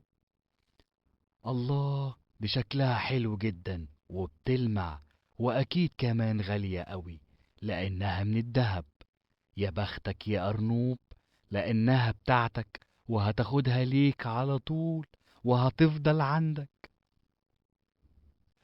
بس أنا ممكن أخدها ليا وكأني ما لقيتهاش، وهقول لهم إني ما لقيتش حاجة ومحدش هياخد باله. أنا هكون مبسوط قوي لو فضلت معايا. أنا نفسي تكون بتاعتي، بس كده أرنوب هيزعل أكيد. بس مش مشكلة، هيزعل شوية وبعدها هينبسط عادي. أنا هشيلها وكأني ما لقيتش أي حاجة. هاي يا جماعة، حد لقى حاجة؟ أنا دورت في المكان ما لقيتش أي حاجة خالص. وانا كمان ما لقيتش اي حاجة خالص، ده انا دورت في الغابة كلها. يعني كده خلاص ضاعت. أنا اللي غلطان، ما خدتش بالي وخليتها تضيع مني. كده كل تعبي ضاع خلاص. ده أنا تعبت قوي في المسابقة دي لحد ما كسبت. لا يا أرنوب، ما تقولش كده. تعبك ما ضاعش ولا حاجة، انت استفدت حاجات كتيرة جدا غير الجايزة. صح يا زوزو، واتعلمت حاجات كتير واتعرفت على أصحاب جديدة. كل دي مكاسب. تفتكر مين ممكن يعمل كده؟ دي أمانة، ويطمع في حاجة مش بتاعته. اكيد حد لقاها وطمع فيها. لا يا سنجوب، مستحيل حد يعمل كده ويخون الأمانة. يا جماعة، أنا عاوز أقول لكم على حاجة، وأنا عارف إني غلطان، بس سامحوني. في ايه يا فلافيلو؟ ايه اللي حصل؟ بصراحة أنا لقيت البيضة الذهب بتاعت أرنوب. طب كويس، ساكت ليه من الصبح؟ اوعى تكون طمعت فيها يا فلافيلو وخنت الأمانة. للأسف يا سنجوب، كلامك صح، بس أنا عرفت غلطتي ومش هكررها تاني. ما تزعلوش مني. أهم حاجة تكون اتعلمت من غلطتك عشان ما تكررهاش تاني. أنا اتعلمت الدرس ومستحيل أكرره تاني. أنا آسف يا أرنوب، أنا آسف ليكم كلكم. وأنا مش زعلان يا فلافيلو، أهم حاجة إنك عرفت غلطتك واتعلمت منها. افتحي يا زوزو، أنا أرنوب. ازيك يا زوزو، عاملة ايه؟ الحمد لله كويسة، اتفضل. أنا جبتلك الأكل اللي طلبتيه زي كل يوم. ايه ده يا زوزو؟ ازاي البيت عامل كده وكل الحاجات دي محتاجة تترتب؟ تسلم ايدك، أنا مش قادرة يا أرنوب أعمل أي حاجة. ازاي يا زوزو؟ أمال طول اليوم بتعملي ايه؟ أبدا، بصحى من النوم وبفضل قاعدة على الكنبة بتفرج على التلفزيون واكل طول اليوم لغاية لما انام. ازاي بس يا زوزو؟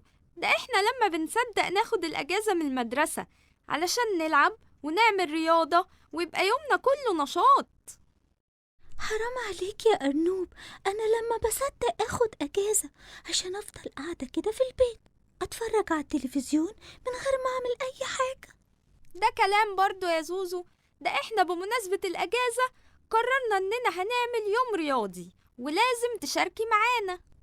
لا لا، سيبني يا أرنوب، روحوا انتوا وانبسطوا وأنا هفضل قاعدة هنا. خلاص اللي يريحك يا زوزو. خلاص كده كل حاجة بقت جاهزة ولا لسه ناقص حاجة؟ لا، أعتقد إن إحنا جهزنا كل حاجة لليوم الرياضي. أنا متحمس قوي. وأنا كمان هيكون يوم كله نشاط وحيوية وجري بقى وكده. بس في حاجة هتكون ناقصة ومش عارف هنحلها إزاي. ايه هي؟ زوزو مش عاوزة تشارك معانا، وفاكرة إن الأجازة كلها نوم وأكل وإنها تتفرج على التلفزيون وبس من غير ما تعمل أي حاجة. دي مشكلة كبيرة فعلا. طب حد عنده فكرة إزاي نحل المشكلة دي؟ أنا عندي فكرة هتتعلم منها زوزو درس عمرها ما هتنسيه. طب يلا قول لنا بسرعة ايه هي؟ ازيك يا بلبل؟ ما شفتش أرنوب؟ أنا ما شفتوش النهاردة خالص. انتي ازيك يا زوزو؟ فينك؟ بقالك كتير قوي ما بنشوفكيش من ساعة ما أخدنا الأجازة. أنا من ساعة ما أخدت الأجازة وأنا مش بعمل أي حاجة غير إني أنام وأتفرج على التلفزيون. حتى الأكل كنت متفقة مع أرنوب يجيبوا ليا كل يوم، بس النهاردة ما جاش. انت كده تتعبي من الكسل ده وصحتك كمان تتأثر. لازم تتحركي وتعملي أنشطة مختلفة وحاجات لذيذة.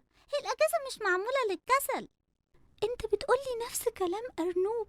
أنا دلوقتي جعانة ومش لاقي حد يجيب لي أكل. ممكن تجيب لي أكل يا بلبل؟ للأسف مش هينفع يا زوزو، أنا عندي مشاوير كتير ولازم أخلصها. بس أنا جعانة قوي وتعبانة قوي كمان. لازم تعتمدي على نفسك يا زوزو وتجيبي الأكل بتاعك بنفسك. التعب اللي انت فيه ده نتيجة الكسل، وانت مش بتتحركي خالص وطول الوقت قاعدة أو نايمة. انت بتقولي نفس كلام أرنوب. أنا هروح أدور على أرنوب أسهل. أنا لو منك بدل ما أضيع وقت في إني أدور على أرنوب، أستغل الوقت ده في إني أجيب لنفسي الأكل وآكل بدل ما أنا جعان. خلاص كده كله جاهز؟ قبل ما نبدأ كله فهم المسابقة هتكون في اليوم الرياضي ازاي؟ ايه ده؟ بصوا مين جاي هناك. دي زوزو. برافو عليك يا زوزو. ايه النشاط والحيوية دي كلها؟ أيوة، أنا قررت إني هشارك معاكم في اليوم الرياضي كمان. شطورة يا زوزو، وتعلمت الدرس بسرعة كمان. ده حقيقي يا أرنوب. لما خرجت عشان أعتمد على نفسي بعد ما أنت اختفيت وما بقيتش تجيب لي الأكل، لقيت جسمي كله وجعني وصحتي بقت تعبانة جدا طول الوقت. عشان كده كان لازم أرجع وأعتمد على نفسي تاني من غير كسل. كلامك مظبوط يا زوزو. الأجازة عمرها ما كانت للكسل أو النوم، بالعكس إحنا لازم نحاول نعمل حاجات مفيدة ونستفيد بالأجازة عشان صحتنا تكون أحسن. كان يا مكان كان في قرد جعان عمال يفكر يا ترى أعمل إيه، أنا جعان قوي. لقى شجرة مليانة خوخ، طلع الشجرة وجاب أكبر خوخة. وهو ماشي في طريقه وقبل ما ياكل الخوخة لقى الأرض مليانة ذرة. أخد عود كبير مليان ذرة وساب الخوخة وقال أكيد هشبع أكتر لو أكلت الذرة. وهو ماشي لقى بطيخة، قال لنفسه أكيد البطيخ أكبر وهيشبعني أكتر. ساب من إيده الذرة وأخد البطيخة. وهو ماشي في طريقه لقى أرنب، قال الله أنا هجري ورا الأرنب وامسكه، ده أكيد لحمه جميل ولذيذ وفروته كمان هتدفيه. فضل يجري ورا الأرنب لحد ما الليل جه وما بقاش شايف الأرنب. روح بيته وهو جعان وقال لنفسه لو كنت رضيت بالخوخة أو الذرة أو حتى البطيخة ما كنتش هبقى جعان دلوقتي. وادي آخرة الطمع. وتوتة توتة فرغت الحدوت.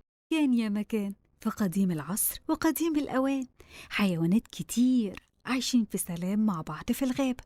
وفي يوم من الأيام مامة الفيل صحته وقالت له صباح الخير يا فلفول، يلا يا حبيبي علشان تفطر.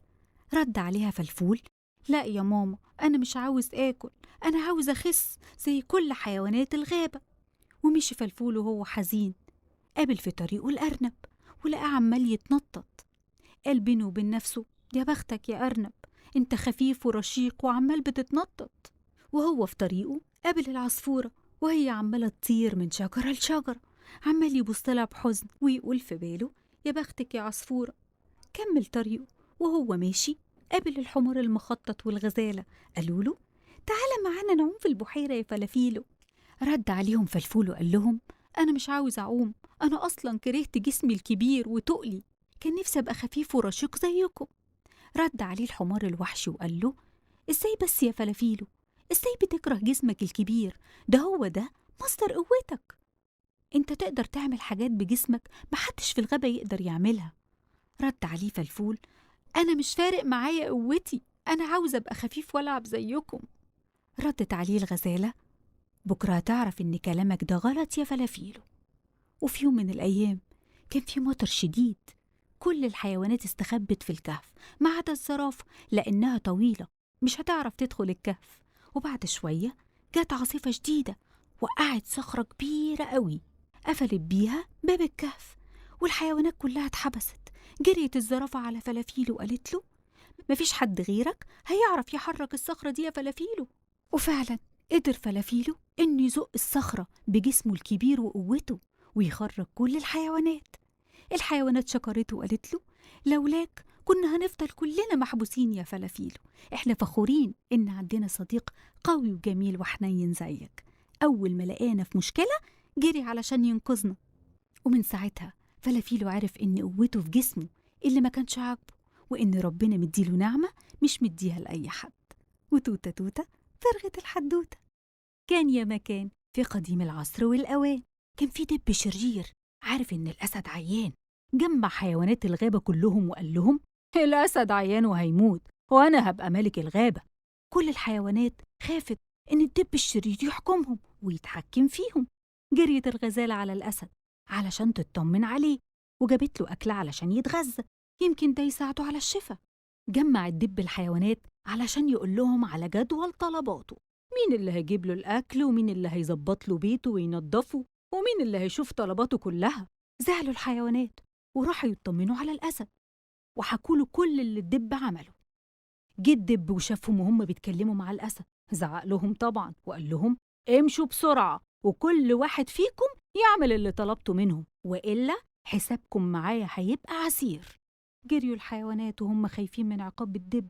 وهم في طريقهم القرد فكر وقال لهم: أنا عندي فكرة حلوة جدا، إيه رأيكم نجيب دكتور شاطر يعالج الأسد وساعتها هيخف وهيرجع تاني ملك الغابة.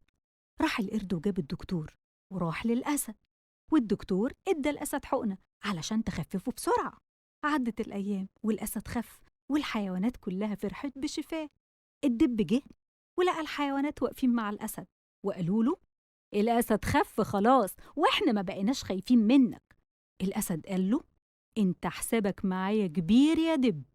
الدب رد عليه وقال له: أنا كنت بهزر يا ملك الغابة، سامحني. الأسد قال له: انت كذاب وتستحق العقاب. وراح واكل الدب. وتوتة توتة فرغت الحدوتة. كان يا مكان كان في بطة نايمة ومغمضة عينيها. العصافير كانوا واقفين على الشجرة وعمالين يزقزقوا بصوت عالي. البطة فتحت عينيها وقالت لهم: من فضلكم هدوء شوية، عاوزة أنام. قالوا لها: إحنا أسفين، وفعلا بطلوا زقزقة. البطة غمضت عينيها. الضفادع تحت الشجر قالوا: يا الدنيا حر قوي النهاردة، يلا ننزل نعوم في المية. وقعدوا يلعبوا ويزقوا بعض. البطة صحي وقالت لهم: من فضلكم هدوء شوية، عاوزة أنام. الضفادع اتأسفت للبطة وبطلت لعب ودوشة. يا دوب لسه البطة مغمضة عينيها طلعت الناموسة من ورا الشجرة. اتعصبت البطة وقالت لها: لو أقدر أقوم كنت قمت ضربتك بمنقاري، إيه الزن ده كله؟ واستغربت العصافير والضفادع، هي البطة ليه مش قادرة تقوم؟ لقوا البطة قاعدة على البيت وفهموا هي ليه ما كانتش قادرة تقوم.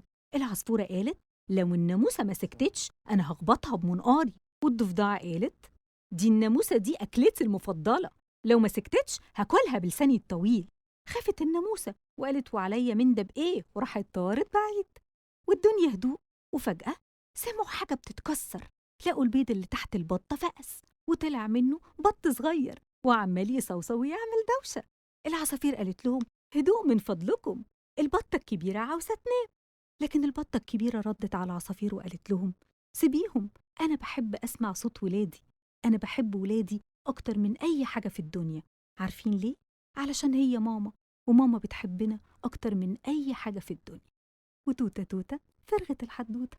كان يا مكان في قديم العصر وقديم الأوان كان في أسد صغير طلب من باباه إنه يعمل لهم مسابقة هو وحيوانات الغابة علشان يتسلوا. الأسد قال لهم المسابقة هي إن كل واحد فيكم هيدور على أكله ولازم يجيبه ويجي عندي خلال ساعة، واللي هيتأخر أو مش هيعرف يجيب أكله بنفسه أنا هاكله. وافقوا الحيوانات وكل واحد فيهم جري علشان يلحق يجيب أكله بسرعة قبل ما الساعة تخلص. القرد كان واقف على الشجرة، سمع كلام الأسد كله وقال أنا أولى بالجايزة، أكيد الأسد هيدي جايزة للي هيجي أسرع واحد وأول واحد.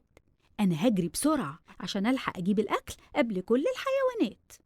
الزرافة راحت لمامتها وطلبت منها إنها تطلع على ظهرها علشان تطول الشجرة العالية الكبيرة قوي وتجيب منها ورق الشجر، وكمان تجيب منها تفاحة علشان تروح بيهم للأسد. والضبع راح الصحراء علشان يدور على فار يصطاده علشان ياخد لحمه ويروح بيه كمان للأسد. والأرنب راح على مزرعة الجزر وجاب جزرة وراح بيها للأسد، وراح يجري بيها بسرعة علشان يوري الأسد أكله. والأسد الصغير اصطاد بقرة صغير وجاب لحمتها وجي يجري علشان يفرح باباه ويقول إنه أول واحد وصل ومع أكله. كل الحيوانات جريت ووصلت قبل الميعاد فرحانين بتعبهم واعتمادهم على نفسهم. بس للأسف ما لقوش الأسد، سابوا أكلهم كلهم في الغابة وقعدوا يدوروا عليه. القرد شافهم وهم ماشيين بيدوروا على الأسد، جري على الأكل بتاعهم بسرعة وخده وخباه عنده في البيت. جه الأسد مع الحيوانات وما لقاش الأكل اللي هم عمالين يقولوا إنهم اصطادوه. قال للحيوانات فين الأكل اللي قلتوا إن انتوا جبتوه واصطادتوه؟ استغربوا الحيوانات ازاي اختفى الأكل كده فجأة. لقوا القرد جاي ومعاه موز وقال للأسد شفتي يا أسد أنا اللي كسبت، يلا بقى اديني الجايزة. رد عليه الأسد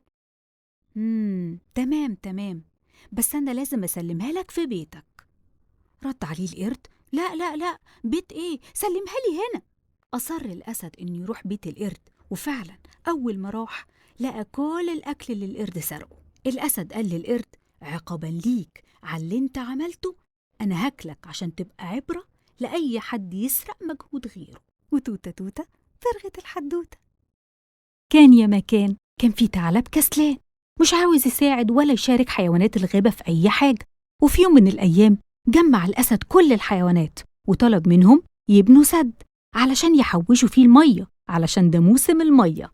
وافق كل الحيوانات وابتدوا في حفر السد إلا الثعلب المكار كل يوم يقول لهم أنا تعبان، رجلي بتوجعني، مش هقدر أساعدكم النهاردة، خليني بكرة. لحد ما خلصوا بناء السد وهو ما ساعدهمش في أي حاجة. جه الثعلب بالليل بعد ما كل الحيوانات ناموا وقعد يشرب من المية الموجودة اللي كل الحيوانات تعبت في بناء السد علشان يقدروا يحوشوها، وهو عمال يشربها على الجاهز. قعد الثعلب يشرب من المية كل يوم، والمية كل يوم عمالة تنقص لحد ما الحيوانات لاحظوا إن المية عمالة بتقل يوم بعد يوم. راحوا للأسد وقالوا له إحنا شاكين إن في حد بيشرب من المية من ورانا. فقرر الأسد يحط القرد حارس على السد علشان يعرف مين اللي بيعمل كده. الثعلب لما جه يشرب لقى القرد، قال له إيه رأيك يا قرد أديلك العسل ده كله وتسيبني أشرب بس من غير ما تبلغ الحيوانات؟ وافق القرد وقال للأسد والحيوانات أنا راحت عليا نومة وما شفتش مين اللي شرب من السد. فكر القرد الحكيم في فكرة حلوة وقال أنا هفكر لكم في فكرة نقدر بيها نعرف مين اللي بيخدعنا وبيشرب من ورانا. إحنا هنحط صخرة وعليها صمغ، اللي هيروح يشرب رجليها تلزق في الصخرة ومش هيقدر يتحرك، وساعتها هنعرف مين اللي بيعمل كده. وعرفوا إنه الثعلب، وقرر الأسد طرد الثعلب من الغابة علشان مكره وكسله وخداعه. وتوتة توتة فرغت الحدوتة. أنا زهقت من العشة، أنا هقعد برا في الغابة في الهوا والشمس وهنام شوية لحسن أنا تعبانة قوي. ايه ده؟ ايه اللي الفرخة البيضة بتعمله ده؟ ايه اللي بقعدها برا العشة؟ هي مش خايفة على نفسها؟ ولا خايفة على البيض بتاعها من الثعلب؟ يا ديك تعالى شوف الفرخة البيضة مهملة ازاي. دي مش خايفة على نفسها ولا على البيض اللي قربت تفقسه. وانت مالك يا فرخة يا بني؟ انت جاية تفتني عليها؟ أنا غلطان لأني خايفة عليها وعلى أطفالها وجاية أقولك عشان تلحقها قبل ما الثعلب يأذيها ويأذي ولادها. هو أكيد مستني إنها تفقس عشان ياكلها وياكل ولادها.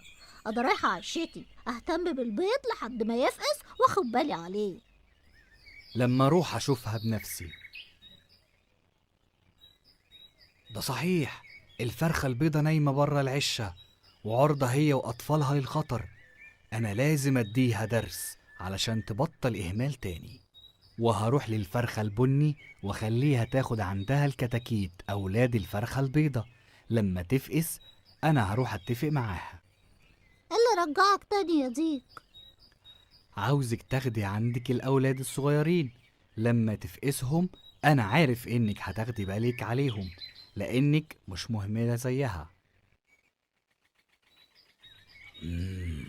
يلا بقى يا حلوة افقسي علشان أكل الكتاكيت الصغيرين دول، هيبقوا طعمهم حلو قوي ولذيذ.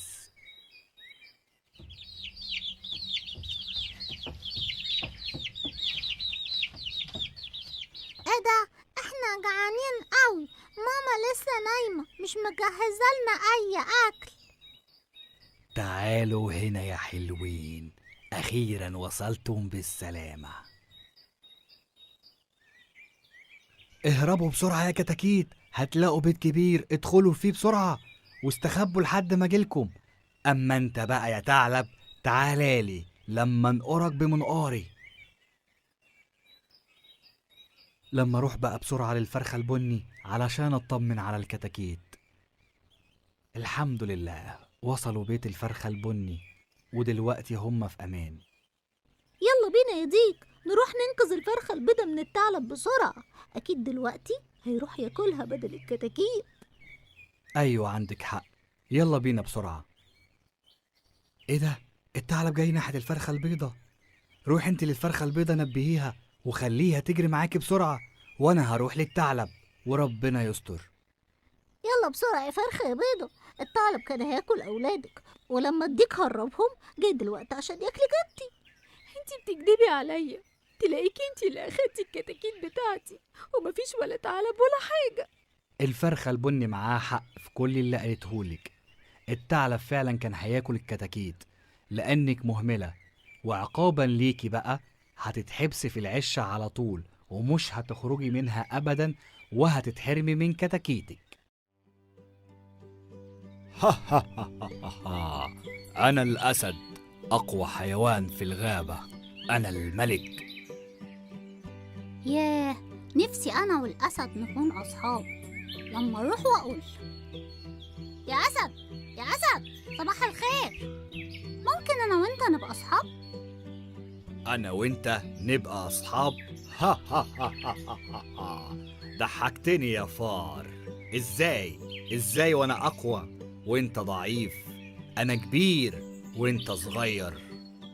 مش معنى اني صغير وفار وشكلي بالنسبة لك ضعيف انك ما تتكلمش معايا. بقولك إيه، أنا أصحابي كلهم أسود.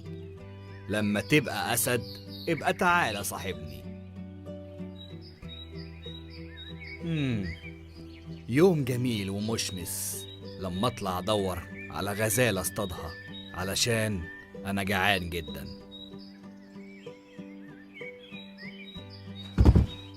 ايه ده انا وقعت في حفرة والشبكة محوطاني من كل ناحية. انا اتحبست في الشبكة وبعدين هعمل ايه؟ هطلع ازاي بالشبكة دي؟ ايه ده؟ مين اللي ماشي هناك ده؟ ده الفار.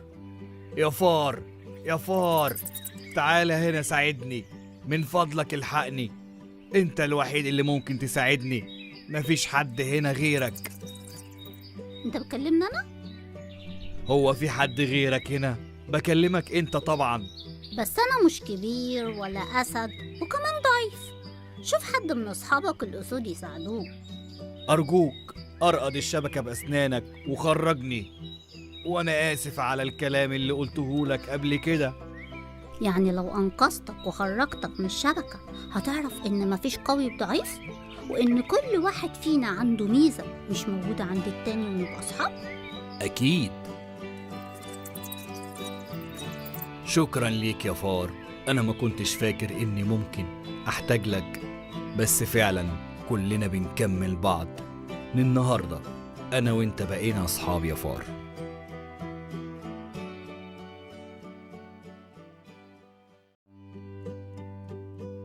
أنا هسيبك هنا يا حبيبتي شوية وهروح أشتري شوية حاجات من السوق.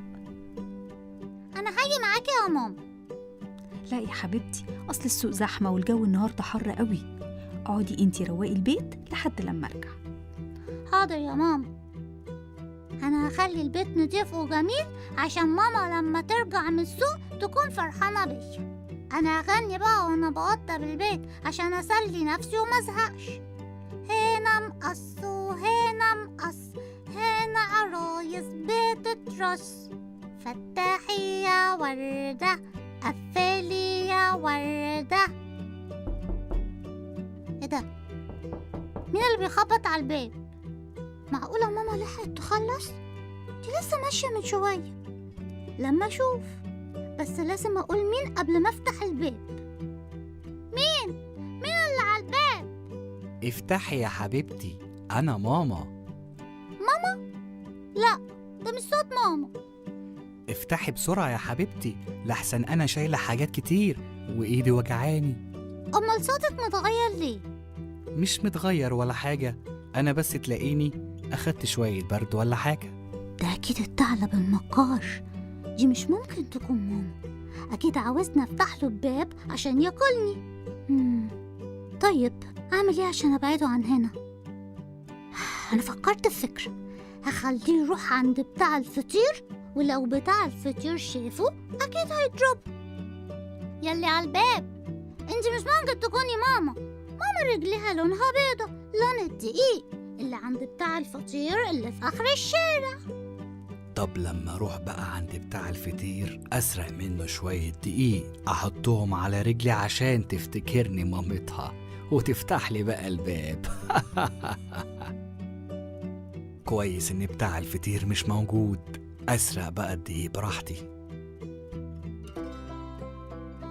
افتحي بقى يا حبيبتي الباب، رجلي بيضة اهو زي الدقيق، حتى افتحي كده وشوفي بنفسك. لا، انت برضو مش ماما. ماما كانت فروتها سودا زي تراب الفرن اللي عند الفران. لما اروح بسرعة بقى عند الفران. تعالى هنا، تعالى هنا يا ثعلب، جاي تعمل ايه عندي؟ انا هموتك من الضرب. كفاية كفاية، الحقوني الحقوني. ده صوت الثعلب بيصرخ. ده جزائك يا كذاب يا مكار. انت كنت عاوز تضحك عليا وتاكلني وفاكرني مش شايفاك، وانا بقى ماما معلماني ما افتحش الباب لحد الا لما ابص واشوف مين الاول من الشباك. وانا شفتك كنت عارفه ان انت اللي على الباب، بس كنت عاوزاك تاخد جزائك واديك اخدته.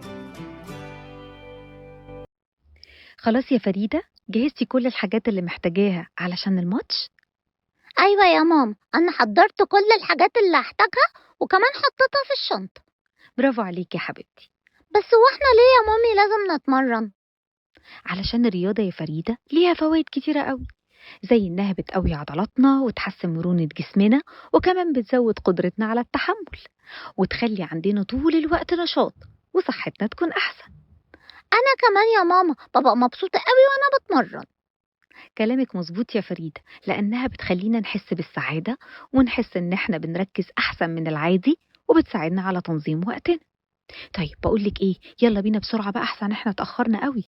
حاضر يا ماما، أنا جاهزة خلاص. أنا قلقانة قوي من الماتش بتاع النهاردة. ليه بس يا فريدة؟ إحنا عملنا اللي علينا واتمرنا كويس. تفتكري يا نور؟ أيوة، كل الفريق اتمرن كويس وكنا مركزين جدا، وإن شاء الله نفوز.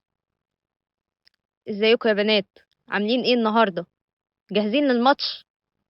أيوة يا كابتن، وإن شاء الله إحنا اللي هنكسب. إن شاء الله يا كابتن. طب يلا، عاوزكم شوية قبل ما الماتش يبدأ. حاضر يا كابتن. ازيكم يا أبطال؟ النهارده يوم الماتش، كلنا مستعدين؟ بس قبل ما نبدأ محتاجين نتكلم شوية عن كام نقطة كده. احنا عملنا اللي علينا، والفريق التاني كمان أكيد اجتهد، علشان كده اللي هيفوز مننا لازم التاني يبارك له ويكون عنده روح رياضية. احنا هنعمل كل اللي علينا وهنطلع أقصى مجهود وطاقة عندنا. بس أهم حاجة نلعب بنزاهة، نحترم الخصم، نستمتع بالماتش بغض النظر عن النتيجة. بس إزاي يا كابتن؟ إزاي أنبسط إن الفريق التاني هو اللي كسب؟ أيوة يا نور، لأن هي دي الروح الرياضية، ولازم تفضلوا فاكرين إن الرياضة في الأول وفي الآخر أخلاق. كلام حضرتك مظبوط يا كابتن، وكمان ضروري نحافظ على بعض، ولو خبطنا حد من الفريق التاني من غير قصد أو وقع لازم نطمن عليه ونتأكد إنه بخير ومش محتاج أي مساعدة. كلامك مظبوط يا فريدة، وده بالظبط معنى الروح الرياضية، هي إننا نساعد بعض حتى لو حد حصل له كده من فريق الخصم، ولو الفريق التاني هو اللي كسب نبارك له. يلا بينا يا أبطال، جاهزين؟ جاهزين يا كابتن. أنا مش عارفة أعمل إيه يا فريدة في اللي ميس مها طلبته مننا. مالك بس يا نور، دي حاجة جميلة قوي إن كل واحد فينا يطلع يكتب قصة ويطلع يقولها قدام الفصل كله. ما هو أنا خايفة يا فريدة أتلخبط أو أغلط ويفضلوا يضحكوا عليا، وبعدين أنا مش بعرف أتكلم قدام كل الناس دي. ما تقلقيش يا نور، أنا وإنتي هنفضل نتدرب سوا كتير قوي عشان تطلع كل حاجة مظبوطة، وبعدين حتى لو غلطتي مفيش مشكلة عادي، يعني ممكن أي حد فينا يغلط. لا يا فريدة، هيضحكوا عليا وهيتريقوا عليا. بقولك إيه، أنا بفكر أغيب اليوم ده وخلاص والمشكلة هتتحل. لا يا نور، انتي كده بتهربي وده مش صح. طب أعمل إيه بس يا فريدة؟ أنا مش هعرف أعمل ده. ما تقلقيش، أنا معاكي. يلا بقى يا نور، اتخيلي ان قدامك ناس كتير قوي وابدأي بقى يلا. طب استني بس، النهاردة يا أصحابي، النهاردة لا يا فريدة، أنا مش عارفة أقول. يا نور لازم تثقي في نفسك يا نور وتكوني شجاعة أكتر من كده، ما تخافيش، طول ما انت خايفة مش هتعرفي تعملي أي حاجة. يلا خدي نفس وعلي صوتك وابدأي. حاضر. النهاردة هحكي لكم حكاية بنت كانت بتخاف طول الوقت إنها تتكلم قدام الناس. برافو يا نور، شفتي بقى بدأتي تتحسني ازاي؟ احنا هنفضل نتدرب كده لغاية لما تنسي الخوف ده خالص. بجد يا فريدة؟ يعني أنا كويسة؟ أيوة يا نور، كويسة جدا، ولسه كل ما تتمرني هتبقي أحسن وأحسن. ربنا يخليكي ليا يا فريدة. أنا جيت يا ماما، انتي فين؟